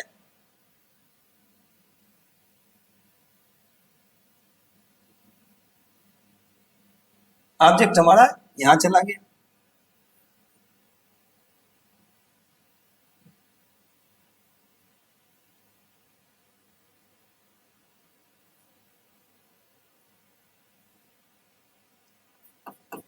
अब इसका सेंटर ऑफ ग्रेविटी देखो कहां चला गया, सेंटर ऑफ ग्रेविटी उठ गया, पहले यहां था सेंटर ऑफ ग्रेविटी, अब सेंटर ऑफ ग्रेविटी यहां चला गया। तो ये जो है एच हाइट उठा है, इसका सेंटर ऑफ ग्रेविटी जो है एच हाइट उठ गया, इसका सेंटर ऑफ ग्रेविटी जो एच हाइट उठा है यहां से जो गया है एच हाइट, तो centre of gravity H height उठा है, तो बेटा वेट कहां काम करता है, सेंटर ऑफ ग्रेविटी पर काम करता है। मान लो इसका मास m है तो mg वेट हो गया, तुमने इसको फोर्स F लगा के उठाया, तुमने इसको फोर्स F लगाया जिससे ये ऊपर गया है, तो वर्क डन कितना करना पड़ा, तो जो हमारा वर्क डन होगा, वर्क डन क्या होता है, फोर्स इनटू डिस्प्लेसमेंट, यानी F into D displacement cos theta. तो जिधर फोर्स लगा है उसी तरफ डिस्प्लेसमेंट हुआ है, यानी mg, तुमने फोर्स कितना लगाया, वेट के इक्वल mg, d के स्थान पर h और cos थीटा के स्थान पर cos 0 डिग्री, तो कितना आ गया mgh। यही वर्क डन बेटा क्या आ जाएगा, विशेष पोजीशन पे हमने पहुंचाया है, और सेंटर ऑफ ग्रेविटी तुम देख ही रहे हो, जितना छोटा रहता उसका सेंटर ऑफ ग्रेविटी उतना ही नीचे रहता। ये वर्क डन क्या हो गया, पोटेंशियल एनर्जी। इट इंप्लाइज या हैंस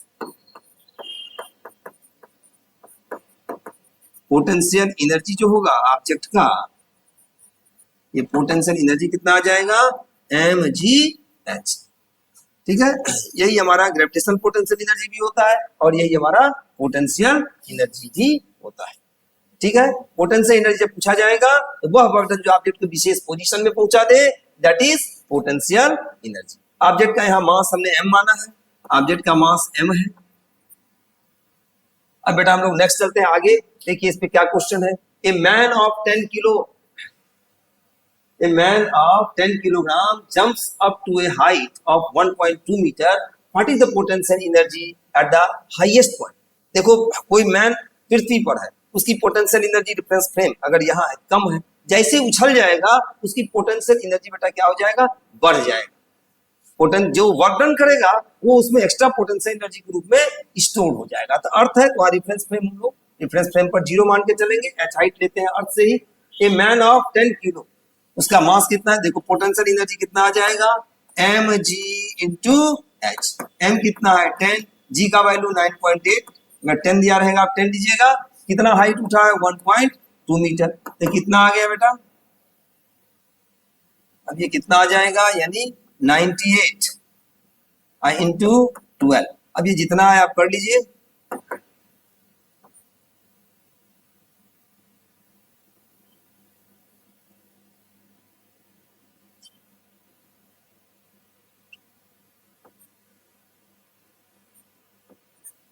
ये 1176 इतना जूल हो जाएगा।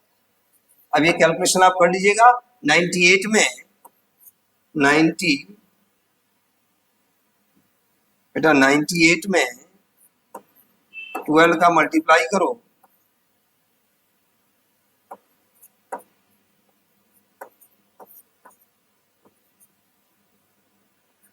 ठीक है, ये हमारा 11 यानी 1116 जूल, इतना उसका पोटेंशियल एनर्जी हो जाएगा, यानी mgh से निकालेंगे।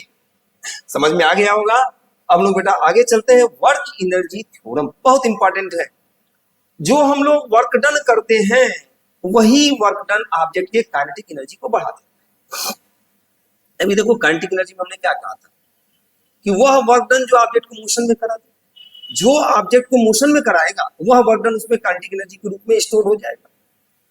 कोई ऑब्जेक्ट है वो 10 मीटर पर सेकंड से मूव करने लगे, भाई ऐसे तो मूव करेगा नहीं, या तो तुम खुद दौड़ो या तो कोई गाड़ी पे बैठ के दौड़ो, तो तुम जैसे भी तुम्हारे में अगर 10 मीटर पर सेकंड का वेलोसिटी आ गया तो तुम्हारे में काइनेटिक एनर्जी आ गई। पोटेंशियल तो है ही, काइनेटिक तुम्हारे में आ गया, ये याद रखिए। तो ऑब्जेक्ट स्थिर है और ऑब्जेक्ट मोशन में आ गया तो कितना आया था, half M G square kinetic energy. एक होता है कि ऑब्जेक्ट मूव कर रहा है, जैसे गाड़ी तुम्हारा 4th गियर में है और गाड़ी मूव कर रहा है कितने से, तो तुमने 80 किलोमीटर पर आवर से उसको मूव करा रखा है। अब तुमने एक्सीलरेटर थोड़ा चाप दिया, अब एक्सीलरेटर बेटा चापने से क्या होगा, उसका स्पीड 80 से बढ़ करके 90 हो गया या 100 हो गया, तो स्पीड बढ़ गया ना। तो स्पीड कैसे बढ़ा, तुमने जो है एक्सीलरेटर को दबाया है, इंजन को फोर्स लगा, तुमने एक्सीलरेटर को दबाया, ऑलरेडी एक्सीलरेशन था उसमें, तुमने एक्स्ट्रा एक्सीलरेटर को दबा दिया, थोड़ा और तुमने दबा दिया तो उसका एक्सीलरेशन बढ़ गया। एक्सीलरेशन बढ़ गया मतलब मास इनटू एक्सीलरेशन, यानी इंजन ने फोर्स बढ़ा दिया। पहले अगर उसका एक्सीलरेशन मान लो 2 मीटर पर सेकंड स्क्वायर था, तुमने एक्सीलरेटर को चापा है, चाहे 4 व्हीलर हो चाहे 2 व्हीलर। जब तुम एक्सीलरेटर चापोगे तो एक्सीलरेटर चापने का मतलब कि तुमने एक्सीलरेशन बढ़ा दिया, पहले 2 था तुमने 3 कर दिया। अब एक्सीलरेशन बढ़ गया यानी इंजन के द्वारा लगने वाला फोर्स m × a बढ़ गया, इंजन के द्वारा लगने वाला फोर्स बढ़ गया तो उसका वेलोसिटी बढ़ गया। तो वेलोसिटी बढ़ेगा तो पहले उसकी kinetic energy half M U square था, अब हाफ एम वी स्क्वायर हो गया, या half M V I square था initial, half M V F square हो गया। ये चेंज इन काइनेटिक एनर्जी जो आया कहां से आया, work done by the engine, work done by the engine. Engine ने जो वर्क डन किया उससे उसकी काइनेटिक एनर्जी में चेंज आया। यही हमारा वर्क एनर्जी थ्योरम कहता है कि work done by external agent is equal to the change in kinetic energy of the object. यही वर्क एनर्जी थ्योरम है कि वर्क डन, इसका यही स्टेटमेंट होता है कि work done by the external agent, अब जो भी करेगा external agent is always equal to, is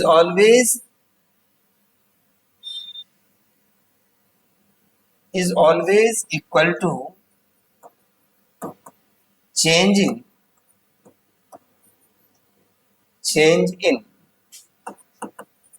kinetic energy, change in kinetic energy of the object, change in kinetic energy of the object। यानी तुम लिख सकते हो कि work done is equal to change in kinetic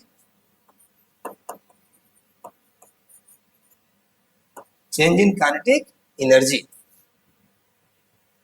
ठीक है, work done is equal to change in kinetic energy, यानी ये हुआ work energy theorem.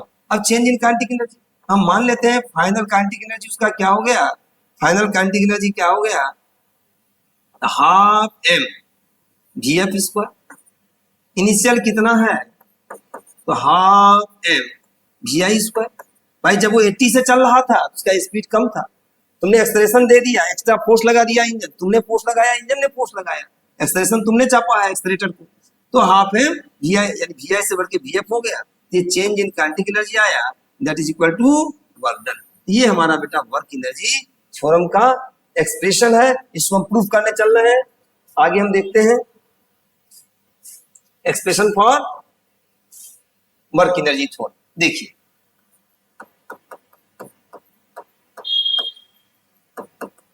Expression of work energy theorem बड़ा आसान है। देखो जैसे काइनेटिक एनर्जी का हमने किया, work done that is equal to change in kinetic energy. बेटा वर्क डन क्या होता है, अभी जस्ट तुम लोग ने पढ़ा है एम ए इंटू एस, उसी डायरेक्शन में जिधर फोर्स लगा रहे हो उधर ही डिस्प्लेसमेंट हो रहा है।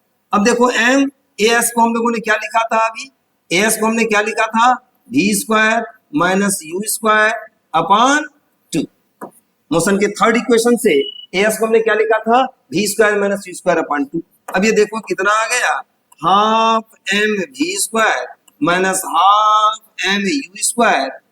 ठीक है, उसमें हम लोगों ने क्या किया था, काइनेटिक एनर्जी वाले में यू को जीरो लिया क्योंकि ऑब्जेक्ट रेस्ट में है, मोशन में करा लिया, that work done equal to kinetic energy. यहाँ क्या है, यू वेलोसिटी है, हमने एक्सेलरेटर को चापा, इंजन ने एक्स्ट्रा वर्क डन किया तो उसका काइनेटिक एनर्जी चेंज हुआ। तो जितना वर्क डन इंजन ने किया उतना ही काइनेटिक एनर्जी में चेंज आएगा। ये आप देख लीजिए, आपके सामने आ गया, W इज इक्वल टू क्या आ गया, KF माइनस K। यही हमारा वर्क एनर्जी थ्योरम कहता है। ठीक है, ये expression for work energy theorem. Next देखिए बेटा, work done by gravitational force, हम लोग पढ़ चुके हैं। ग्रेविटेशनल फोर्स के द्वारा वर्क डन कितना होगा बेटा, ग्रेविटेशनल फोर्स के द्वारा वर्क डन देखिए, थोड़ा सा यहाँ देखना पड़ेगा कि क्या होगा ग्रेविटेशनल फोर्स के द्वारा वर्क डन, या पॉजिटिव होगा कि नेगेटिव होगा। अगर कोई चीज डाउनवर्ड फॉल कर रहा है, देखो ये रिफरेंस फ्रेम बेटा थोड़ा सा हम लंबा ले लेते हैं, अच्छा रहेगा हम लोगों के लिए। मान लो कोई चीज डाउनवर्ड फॉल कर रहा है, ये ऑब्जेक्ट है, ये यहां से फॉल कर रहा है। ठीक है, फॉल करते करते मान लीजिए यहां आए, अरे गिरा दो या उसको उठा करके ऊपर से नीचे ले आओ। अब देखो यहाँ mg तो डाउनवर्ड काम कर रहा है, इसका मास m है, ये नीचे आ रहा है, mg किधर लग रहा है, ग्रेविटेशनल फोर्स हमेशा किधर लगेगा, अर्थ। माँ हमेशा अपने बच्चे को अपने पास बुलाती है, ये हमेशा आप याद रखिए। जननी जन्मभूमि स, जननी क्यों कहा गया अर्थ को, क्योंकि वो हमेशा बच्चे को अपने गोद में बैठाना चाहती है, बेटा ऊपर मत जाओ, मेरे पास हो। तुम पहाड़ी पर से भी गिरते हो तो वो एक्सेलरेटेड मोशन करती है, मैंने बताया था कि उसका एक्सेलरेशन एकदम नेग्लिजिबल है, अपीयर टू बी स्टेशनरी। अब तुमको चोट लगता है वो तो भाई कोलिजन के कारण लगता है, तुम टकराते हो इसलिए लगता है, नहीं तो अर्थ हमेशा तुमको अपने गोद में लेती है। यहाँ भी देखिए वही चीज है, अर्थ mg से खींच रही है। अगर मान लो ये डिस्प्लेसमेंट को हम लोग h मान लें, ये जो डिस्प्लेसमेंट हो रहा है ये h है, ऊपर से लेके नीचे तक, तो कितना वर्क डन होगा, इस स्थिति में जो वर्क डन होगा, work done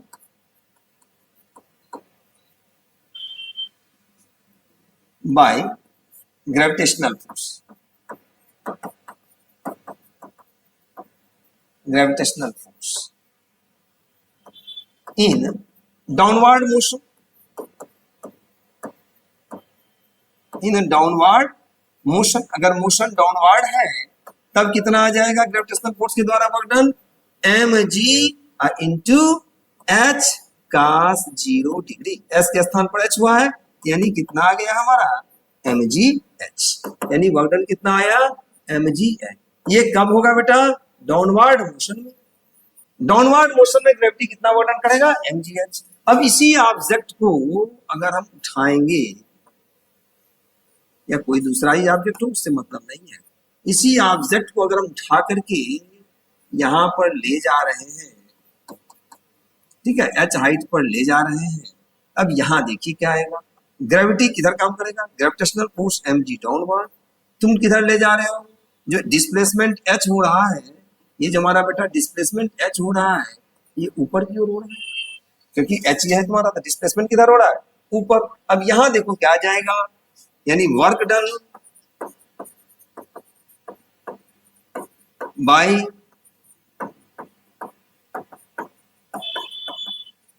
gravitational force in upward motion, in upward motion. तो बेटा अपवर्ड मोशन में ग्रेविटेशनल फोर्स के द्वारा जो वर्क डन आएगा, डाउनवर्ड है, अपवर्ड में इन W कितना आ जाएगा, mg डाउनवर्ड, h ऊपर है, डिस्प्लेसमेंट ऊपर है, बेटा एंगल कितना आ जाएगा 180 का, डिस्प्लेसमेंट वेट नीचे, डिस्प्लेसमेंट ऊपर, तो क्या आ जाएगा 180। cos 180 तुम लोग को हम बता चुके हैं बेटा कितना होता है -1, सॉरी, तो कितना आ जाएगा -mgh। कोई चीज बेटा अगर ऊपर जा रहा है तो ग्रेविटी के द्वारा वर्क डन नेगेटिव होगा, और अगर नीचे आ रहा है तो ग्रेविटी के द्वारा वर्क डन क्या होगा, पॉजिटिव होगा। याद रखना कि work done by gravitational force downward motion में पॉजिटिव होगा और अपवर्ड मोशन में नेगेटिव होगा। मैं आशा करता हूं कि तुम लोग बहुत अच्छे ढंग से समझ गए होंगे। केवल वर्क डन का फार्मूला आप कैसे से याद रखिए, स्केलर प्रोडक्ट। अब स्केलर प्रोडक्ट केवल उतना ही समझना है बेटा, आगे तुम लोग पढ़ोगे कि A dot B A B cos theta. Theta किसके बीच का एंगल है, ए और बी के बीच का। यहाँ थीटा किसके बीच का एंगल है, फोर्स वेक्टर और डिस्प्लेसमेंट वेक्टर के बीच का एंगल है। उतना समझ लेने से बहुत सारा इधर उधर की जो चीजें हैं वो समझाने की जरूरत नहीं पड़ता है। और इसीलिए मैं तुम लोग को स्ट्रेट फॉरवर्ड में ये बता दिया हूँ, क्योंकि कई लोग उसको बड़ा कंफ्यूज करते रहते हैं, एनसीईआरटी में ये दिया है तो ये होगा वो होगा। कोई जरूरत नहीं है, केवल आप सीधा सीधा उसको याद रखिए। हम समझते हैं कि तुमको वर्क डन समझ में आ जाएगा। आगे भी जितना चीज है, एनर्जी भी उसी पे आधारित है, चाहे वो काइनेटिक हो, चाहे पोटेंशियल हो, चाहे ग्रेविटेशनल के द्वारा वर्क डन हो। ठीक है, इतना आपको समझ में आया हुआ। कोई भी ऑब्जेक्ट अगर नीचे आएगा तो work done by gravitational force यानी ग्रेविटी के द्वारा पॉजिटिव होगा, ऊपर जाएगा तो work done by gravitational force negative होगा, क्योंकि यहाँ 180 का एंगल बन रहा है। ग्रेविटी यानी gravitational force, mg gravitational force है जो तुम्हारा वेट है, और डिस्प्लेसमेंट के बीच यहाँ 0 का एंगल बन रहा है। अब हम लोग बेटा नेक्स्ट देखते हैं, conservation of mechanical energy. Conservation of mechanical energy.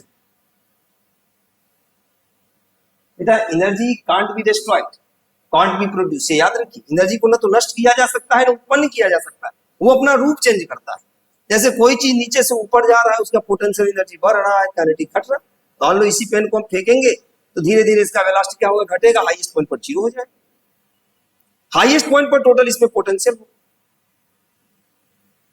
तो जैसे जैसे ऊपर जा रहा, हमने यू वेलोसिटी दिया तो काइनेटिक एनर्जी, वो काइनेटिक एनर्जी धीरे धीरे धीरे धीरे पोटेंशियल में चेंज होते हुए क्या हो गया, मैक्सिमम पॉइंट पर जाकर के इसका काइनेटिक 0, पोटेंशियल मैक्सिमम हो गया। Energy can't be destroyed, can't be produced, always changes its form. The conservation of mechanical energy यही कहता है कि mechanical energy remains constant everywhere.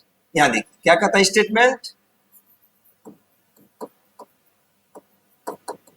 Mechanical energy यानी kinetic and potential. Mechanical energy मतलब kinetic and potential. Mechanical energy always remains constant,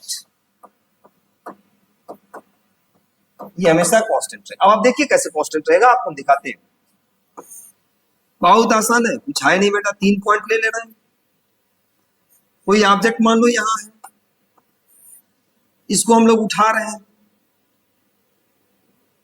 ले जाइए इसको H height पर पहुंचाइए।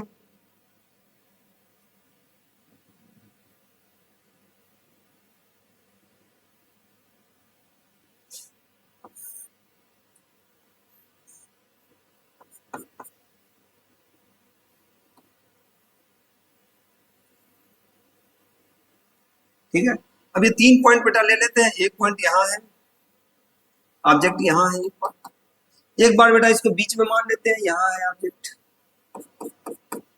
ठीक है, यानी ऑब्जेक्ट इसका सेंटर ऑफ ग्रेविटी बेटा यहां से लेकर के यहां पहुंच गया। ये टोटल हाइट को हम लोग h मान लें। ये टोटल हाइट जो है हम लोग h मान के चले, ये टोटल हाइट कितना है बेटा, h है। और ये जो बीच का हाइट है, ये जो बीच का हाइट है, इसको हम लोग, ये जो सेंटर ऑफ ग्रेविटी यहाँ है, इसके बीच का हाइट हमेशा सेंटर ऑफ ग्रेविटी को लिया जाता है, इसको स्मॉल h मान लेते हैं। ठीक है, ये हमारा डिफरेंस फ्रेम है। Centre of gravity difference frame के पास रहा है, वहां से उठ करके h हाइट पे पहुंच गया है, सेंटर ऑफ ग्रेविटी। अब ये मान लीजिए ये तुम्हारा ग्राउंड पे है, ये तुम्हारा जो है बीच का पॉइंट है P पर, और ये कहां पहुंच गया, Q पर। तो देखिए ग्राउंड पर कितना है, वहां कितना है। हमने क्या किया, ऐसे तो पूछेगा नहीं, इसको हमने वेलोसिटी दिया। इस पॉइंट पर इसको हमने कितना वेलोसिटी दिया, u दिया। तब u वेलोसिटी दिए, यहाँ पर काइनेटिक एनर्जी कितना है, यहाँ पर बेटा काइनेटिक एनर्जी कितना है, देखो। या तो ऊपर से फॉल करवाओ, सबसे बेस्ट रहेगा, ऊपर से बॉडी को फॉल कराया जाए और तीनों पॉइंट को देखा जाए, वो सबसे बेस्ट रहेगा, जो तुम लोगों को याद करने में बड़ा आसान रहेगा। तुम्हीं लोगों के कारण तो सब किया जा रहा है कि एकदम आसान ढंग से तुम लोग सीख सको। चलो अब देखो इस पॉइंट पर बॉडी फॉल कर रहा है, इसका यू कितना है बेटा, 0 है। यहाँ मान लो कितना है इसका, v डैश मान लो वेलोसिटी। और जब टकरा रहा है उस टाइम इसका वेलोसिटी कितना है, इस पॉइंट पर हम इसका वेलोसिटी मान लेते हैं। इसका वेलोसिटी इस पॉइंट पर कितना हो गया, तो v हो गया। अब देखिए आप, eight the point Q, eight the point Q, Q पर कितना है, काइनेटिक एनर्जी क्या आ जाएगा बेटा, half M zero, velocity zero है, फॉल कर रहा है बॉडी, यानी काइनेटिक एनर्जी जीरो हो गया। पोटेंशियल एनर्जी कितना आएगा, तो रिफरेंस फ्रेम से कितने हाइट पर है, एच हाइट पर है, तो एम जी एच। अब देखो मैकेनिकल एनर्जी क्या आएगा, hence it implies mechanical energy, mechanical का मतलब काइनेटिक प्लस पोटेंशियल, मैकेनिकल का मतलब kinetic plus potential, mechanical energy at Q, mechanical energy at Q, इसको हम लोग बेटा क्या लिखते हैं, ई क्यू, क्या लिखते हैं, E Q, kinetic plus potential, kinetic plus potential यानी एम जी एच। तो मैकेनिकल एनर्जी क्यू पॉइंट पर कितना आ गया बेटा, एम जी एच। ठीक है, इसको फर्स्ट इक्वेशन। अब देखो eight the point P, P point पर ले, eight the point P,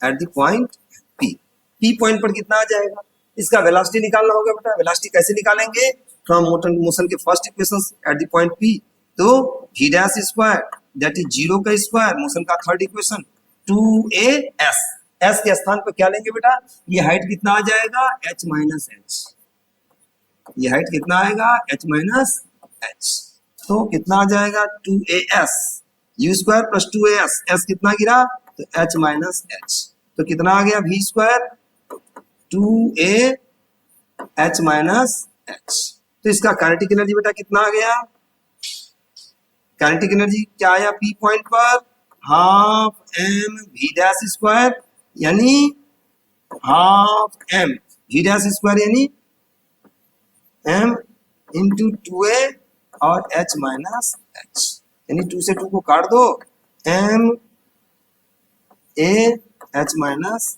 H. ठीक है, ये आ गया क्या चीज, काइनेटिक एनर्जी। पोटेंशियल एनर्जी कितना होगा इस पॉइंट पर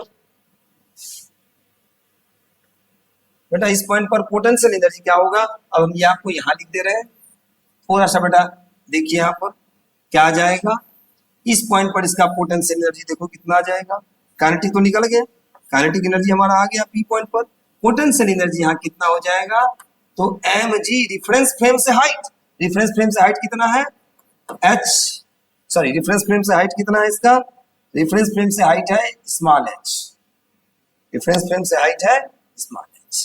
तो मैकेनिकल एनर्जी जो आएगा, मैकेनिकल एनर्जी कितना आएगा, मैकेनिकल एनर्जी यानी ई से डिनोट करेंगे, तो पी पॉइंट पर मैकेनिकल कितना आ जाएगा, काइनेटिक, काइनेटिक मतलब एम ए और H minus H plus M G H. ठीक है, तो M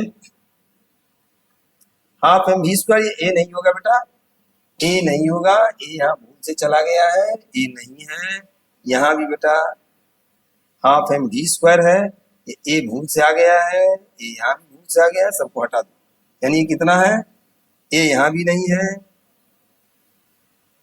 V square plus 2as, तो ए के स्थान पे जी हो जाएगा बेटा, ए के स्थान पर यहाँ क्या हो जाएगा, जी हो जाएगा, ये थोड़ा गड़बड़ हो गया है, इसको आप देखिए 2as, तो 2a के स्थान पर 2g h माइनस एच, यहाँ क्या आ जाएगा 2g h माइनस एच, यहाँ कितना आ जाएगा हाफ एम वी स्क्वायर, यानी हाफ एम वी स्क्वायर के स्थान पर, वी स्क्वायर के स्थान पर 2g h माइनस एच, यहाँ 2 से 2 कट गया, तो कितना आ गया mg h माइनस एच। ठीक है, तो यहाँ हो जाएगा mg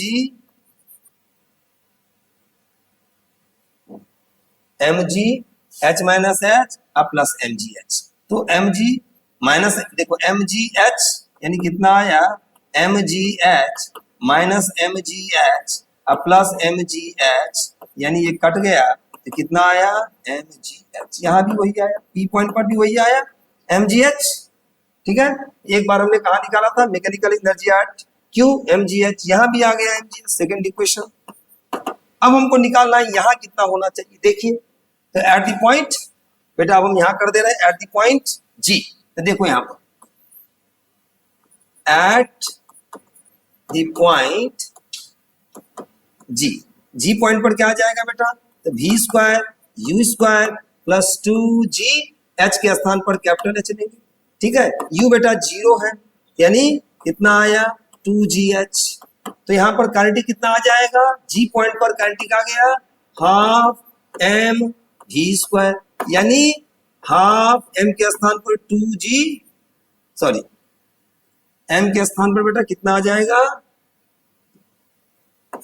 half M, V square के स्थान पर 2gh, तो कितना आ गया, 2 से 2 को काट दो, यानी mgh।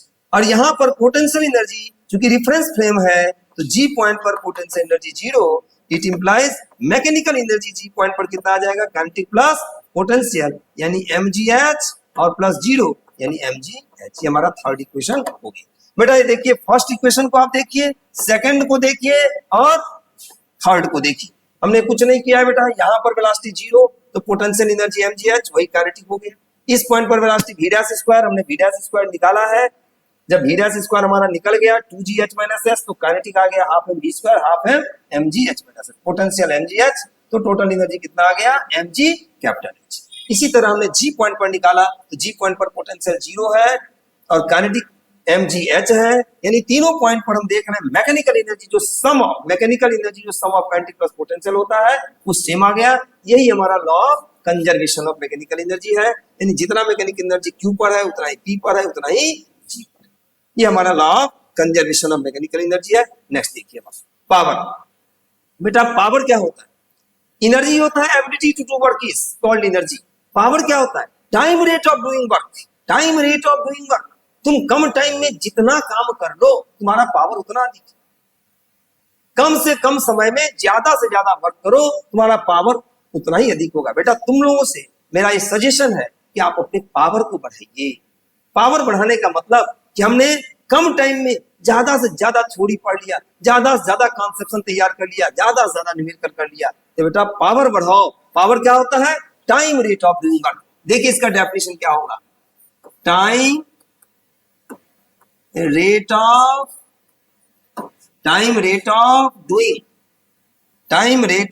Doing work is called power. Time rate of doing work is known as, या इज कॉल्ड, जो भी आप लिख दीजिए, is known as power. Time rate of doing work is known as power. यानी पावर बेटा क्या होगा, पावर होगा W/T, time rate of doing work. Time rate of doing work is called power. अब देखो इसको हम लोग बेटा क्या लिखते हैं, W को क्या लिख देते हैं, F इंटू एस लिखो चाहे F इंटू डी लिखो, तुमको जो इच्छा करे वो लिखो। D मतलब डिस्प्लेसमेंट होता है, Fs अब उसी डायरेक्शन में, तो cos 0 अपॉन T, जिस डायरेक्शन में डिस्प्लेसमेंट है उसी डायरेक्शन में फोर्स लग रहा है, पावर क्या होगा Fs cos 0, यानी F into S by T. ठीक है, ये बेटा हमारा क्या आ गया, पावर आ गया। कोई लड़का कहेगा सर हम इस ढंग से नहीं लिखना चाह रहे हैं, तो देखो वहां इसके डॉट प्रोडक्ट आ जाएगा, हम डायरेक्ट इसको F डॉट एस लिख देते, vector F dot vector S होता तो वो आ जाता वेक्टर F डॉट वेक्टर भी। अभी तुम लोगों को चूंकि उसका ज्ञान नहीं है इसीलिए हमने उसको तोड़ करके 0 डिग्री कर दिया है। तुम्हारे दिमाग में आ सकता है वह जरूरी है कि फोर्स वेक्टर और डिस्प्लेसमेंट वेक्टर के बीच का एंगल 0 है, नहीं जरूरी है बेटा, वो नहीं जरूरी है, वो F डॉट डी होगा, vector F dot vector D होगा, लेकिन इसके लिए इंतजार करो 11th तक। अभी देखो या तो तुम P is equal to W/T से निकालोगे, वक्त दिया रहेगा, टाइम दिया रहेगा, W/T से निकाल लोगे, या उसी को थोड़ा सा आगे बढ़ा दिए Fs/T। तो यहाँ देखो क्या आ जाएगा हमारा, इसको हम लिख सकते हैं F इंटू S/T। S/T बेटा क्या होता है, V होता है। क्या होता है, V होता है। तो क्या आ जाएगा F V। तुम्हारे दिमाग में अगर ये आ रहा है तो चलो इसको हम हटा देते हैं, इसको मैं हटा करके cos थीटा ही रहने देता हूँ, कोई दिक्कत नहीं है, कोई दिक्कत नहीं है, उसको cos थीटा आप रहने दीजिए, Fs cos theta, Fs cos theta. तो यहाँ भी बेटा क्या आ जाएगा, इंटू cos थीटा। अब देखो S/T को भी लिख देंगे तो F भी cos थीटा, ये हमारा बेटा पावर हो जाएगा। अच्छा है, आप थीटा के रूप में ही पढ़िए, जरूरी नहीं है कि फोर्स वेक्टर और वेलोसिटी वेक्टर के बीच का एंगल 0 डिग्री है, कोई जरूरी नहीं है, F भी cos थीटा। हाँ ये अगर है, if theta is equal to 0 degree, it implies W is equal to P is equal to क्या आ जाएगा, F भी cos 0 अब cos 0 बेटा 1 होता है, तो क्या आ जाएगा क्या हो जाएगा F इंटू, इस स्थिति में पावर, ठीक है। अब यूनिट ऑफ पावर तुम देख लो, यूनिट ऑफ पावर बेटा क्या होता है, तो ऐसा यूनिट क्या होता है पावर का, वाट, यानी यूनिट ऑफ पावर क्या आ जाएगा, जूल पर सेकंड, तुम्हारे सामने है जूल पर सेकंड, या इसको हम क्या बोलते हैं, वाट। और कुछ और भी याद रखिए, जैसे हॉर्स पावर होता है, तो 1 हॉर्स पावर बेटा कितना आ जाएगा, 746 वाट। और यूनिट निकालना, एनर्जी का अलग यूनिट किलोवाट आवर, ये सब आपको हम बता चुके हैं पहले के लेक्चर में, वो हो चुका है, ये आप समझते रहिएगा। हॉर्स पावर, पावर यानी time rate of doing work is called power. Power को W/T से भी निकाल सकते हैं। अगर वेलोसिटी दिया रहेगा तो FV cos थीटा, तुम लोगों का अक्सर वो 0 डिग्री देगा, यानी फोर्स वेक्टर और वेलोसिटी वेक्टर के बेटा मल्टीप्लाई कर देना, पावर आ जाएगा। इसका यूनिट क्या होता है, वाट होता है। और एक हॉर्स पावर याद रखिए, 1 हॉर्स पावर 746 वाट होता है। नेक्स्ट देखिए क्वेश्चन इसमें, करा 1 kilowatt motor pumps out water from a well 10 meter below. किसी वेल में पानी है, कुएं में पानी है जो कि 10 मीटर नीचे है, और कोई मोटर उसको खींच रहा है। करा calculate the quantity of water pump out per second. Per second कितना quantity of water pump out हो रहा है। एक 1 किलोवाट मोटर, 1 किलोवाट का मोटर है, pumps out water from well 10 meter deep, 10 meter deep से खींच रहा है, पर सेकंड खींच रहा है। देखिए 1 kilowatt motor pumps out water from a well 10 meter deep, calculate the quantity of water pump out per second कितना हो रहा है। देखो बेटा यहाँ P क्या करेंगे हम, P इज इक्वल टू लिखेंगे W/T। अब यहाँ देखो कुएं में पानी है, कुएं में पानी है, ये बेटा हमारा कुआं है। अब कुएं से पानी खींचा जा रहा है, कुएं से पानी खींचा जा रहा है, थोड़ा और डेप्थ कर दो। तुम लोगों को लग रहा होगा कि ये कुआं है, ये गिलास बना दिए सर, बेटा लो हम कुआं बना दे रहे हैं। मान लो, मान के चलो ये हमारा कुआं है। अब यहां से पानी खींचा जा रहा है, तो कितना हाइट खींचा जा रहा है, तो ये दिया है 10 मीटर, ये बेटा हमारा 10 मीटर, 10 मीटर हाइट। तो निश्चित रूप से पानी अगर खींच रहा है, तो मान लो m मास खींच रहा है, पूछ रहा है कितना मास खींच रहा है। अगर m मास पानी खींच रहा है, कुएं से अगर m मास पानी खींच रहा है, तो work done by the external agent कितना हो जाएगा बेटा, mg into h। h height अगर हम खींच रहे हैं, पानी खींच रहे हैं, तो वर्क डन कितना होगा, पोटेंशियल एनर्जी के रूप में कंजर्व हो जाएगा। पानी को कुएं के तली से ऊपर तक ले आ रहे हैं, अगर m मास पानी को ला रहे हैं, तो ग्रेविटी के विरुद्ध कितना वर्क डन होगा मशीन के द्वारा, तो mgh मशीन करेगा अपॉन t, ठीक है। अब यहाँ देखो m तुमसे पूछ रहा है, g का वैल्यू 9.8 ले लेते हैं, h कितना है 10 मीटर पर सेकेंड, यानी 1 सेकेंड होगी, t के स्थान पर 1 सेकेंड। कितना है मोटर का पावर दिया है बेटा, यहाँ p तुमको दिया है 1 किलो वाट, 1 किलो वाट। तो 1 किलो वाट का मतलब 1 into 10 पावर 3 वाट। वो हमेशा SI में लिखोगे, तो 1 into 10 पावर 3 वाट। यहां से देखो इट इंप्लाइज m बेटा कितना आ जाएगा, m कितना आ जाएगा, m आ जाएगा तुम्हारा, ये 1000 है अपॉन, इसको अगर 10 ले लेते तो आसान हो जाता, 9.8। g का वैल्यू अगर हम लोग 10 ले ले बेटा तो बहुत आसान हो जाएगा, लेकिन चलिए 9.8 इंटू 10 यानी 98, इतना किलोग्राम पानी होगा। तुम लोग सॉल्व कर लेना, ठीक है। 1000/98 यानी लगभग वो 10 किलोग्राम से थोड़ा सा ज्यादा, ये 10 पॉइंट से 10 किलोग्राम से थोड़ा ज्यादा आएगा। इतना पानी वो 10 पॉइंट समथिंग आएगा, इतना किलोग्राम पानी वो हम लगभग लिख दिया अप्रॉक्स, इतना किलोग्राम पानी को पर सेकंड क्या कर रहा है, पंप आउट कर रहा है। इस तरह बेटा हम लोग क्या देखें, वर्क, एनर्जी एंड पावर।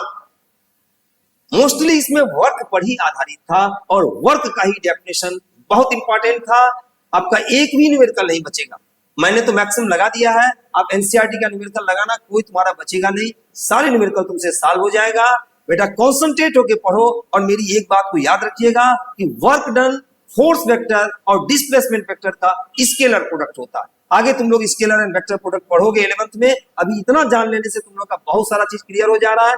कि फोर्स वेक्टर और डिस्प्लेसमेंट वेक्टर के बीच का अगर एंगल थीटा है तो work done F D cos theta आएगा। उसके बाद सारा मैं आपको क्लियर किया हूं, वह वर्क डन जो मोशन में करा दे काइनेटिक ऑब्जेक्ट की विशेष स्पेसिफिक कंडीशन और कॉन्फ़िगरेशन के कारण पोटेंशियल एनर्जी है, सारा आपको हम डिक्टेट किए हैं इसमें। आप इसको देखिए, नोट्स बनाइए, कहीं भी दिक्कत आता है आप हमको कमेंट कीजिए, मैं जरूर आपको किसी न किसी वीडियो में आपके सारे कमेंट को सॉल्व करूंगा। वैसे मेरा अपना एक ऐप है, एस पॉइंट का अपना ऐप है, उस ऐप के तहत अगर आप आते हैं तो आपको हर लेसन का डीपीपी मिलेगा, सारे डीपीपी का एक्सप्लेनेशन होगा, एनसीईआरटी के एक एक क्वेश्चन सॉल्व होंगे, एक्स्ट्रा भी आपका सॉल्व हमेशा डीपीपी के थ्रू कराया जाएगा और आपका एक हमसे रेगुलरिटी बना रहेगा। ये अब आपको सोचना विचारना सारा तुम्हारा काम है बेटा। Thank you.